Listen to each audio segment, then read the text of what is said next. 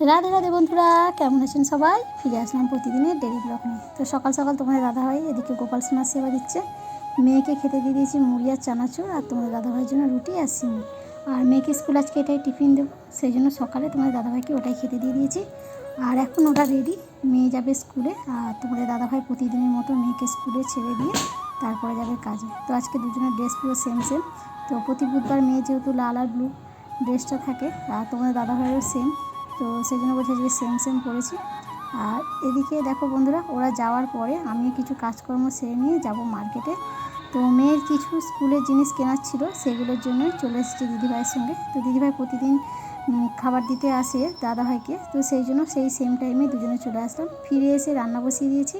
তো আজকে রান্না করব মশলা দিয়ে বেগুনটাকে ভাজবো, আর এখানে ডাল ভিজিয়ে ডালটাকে বেটে নিয়েছি, ওরই বড়ার তরকারি করে নেবো। তো চলো রান্নাটুকু করে নিয়ে আবার যাব মেয়েকে স্কুলে আনতে। আর এদিকে 14 বার কারেন্ট যাচ্ছে আর আসছে, সেই জন্য বারবার ক্যামেরা করা হচ্ছে না। তো যখনই লাইট থাকছে একবার করে ক্যামেরা করছি, আবার ওটাকে বন্ধ করে দিচ্ছি।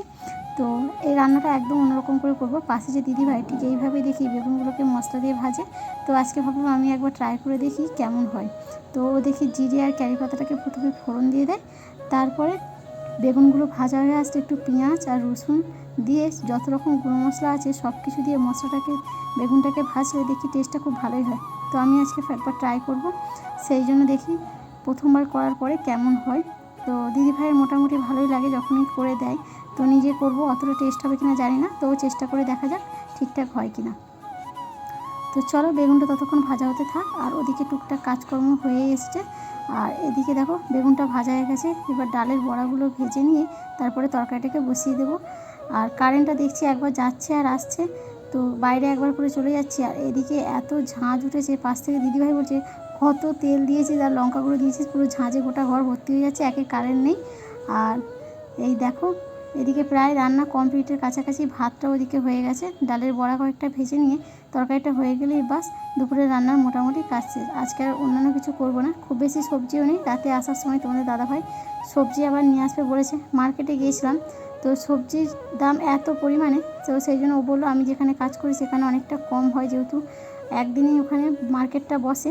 তো চলো কিছুক্ষণ আগে মেয়েকে নিয়ে আসলাম বন্ধুরা, এত রোদ হাঁপিয়ে গেছি। একবার করে বৃষ্টি আসছে, যখন যাচ্ছিলাম বৃষ্টি হচ্ছিলো, আবার কিছুক্ষণ পরে দেখলাম রোদ উঠেছে। আর এখন সন্ধ্যাবেলা মেয়ে ড্রয়িং ক্লাস সবেমাত্র শেষ হলো, এরপরে ওর অনলাইন গানের ক্লাস আছে, একটু প্র্যাকটিসেও বসেছে। তো ওইটা করে নেওয়ার পরেই ওর কিছু স্কুলের প্রজেক্ট আছে, সেটাকে নিয়ে আবার বসতে হবে। তো চলো, আর এই সবে মাত্র তোমাদের দাদাভাই আসলো, প্রায় 9:30 বাজে। আর মেয়ের এই প্রজেক্টটা করতে প্রায় আমাদের রাত্রি 1টা বেজে যেতে পারে, কারণ প্রজেক্টটা অনেক বড় আছে। তো এখন প্রত্যেকদিন প্রজেক্ট এরকম চলতেই থাকবে, বেশ কয়েকদিন ও যেহেতু স্কুলে যায়নি, অনেক প্রজেক্ট ও জমা হয়ে গেছে। তো আজ থেকেই প্রায় শুরু হলো প্রজেক্ট করা, আর আমাদেরও রাত জাগা। তো চলো এটা কিছুটা করা থাক, তারপর ওকে রাতের খাবারটা দিয়ে দিই, তারপরে আবার এই প্রজেক্টটা নিয়ে বসা যাবে। তো তার আগে যেহেতু তোমাদের দাদাভাই ড্রাগন ফ্রুটটা নিয়ে এসেছে, ও বললো মা আগে এটা কেটে নাও, কালকে আর খাবো না, আজকেই খেয়ে নেবো। তো সেই জন্য ওটাকে কাটতে বসেছি। আর ড্রাগন ফ্রুটটা দেখলাম খুব ছোটো, কাটার পরে দেখলাম মোটামুটি ঠিকই আছে, খারাপ নয়। আর এই দেখছি এটাকে প্রচুর পরিমাণে লাল, ভেতরে রং দেওয়া আছে কিনা জানি না, কিন্তু হাতগুলো দেখলাম হালকা গোলাপি হয়ে যাচ্ছে। মেয়ে বলছে না এটা ন্যাচারাল কালার, কোনো রকম রং দেওয়া নয়। তো খাওয়ার পরে ওকে জিজ্ঞাসা করলাম টেস্ট কেমন, বললো মা টেস্ট ঠিকই আছে, কোনো রকম অসুবিধা নেই। কালার ভাবছো যে কালারটা ন্যাচারাল কালারই আছে।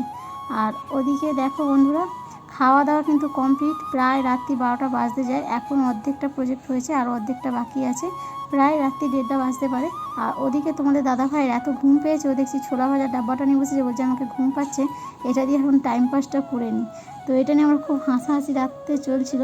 তো আজকে ভিডিও বড় করলাম না, শুভরাত্রি, আপনার সবাই সুস্থ থাকুন, ভালো থাকুন, ফিরে আসছে আগামীকাল।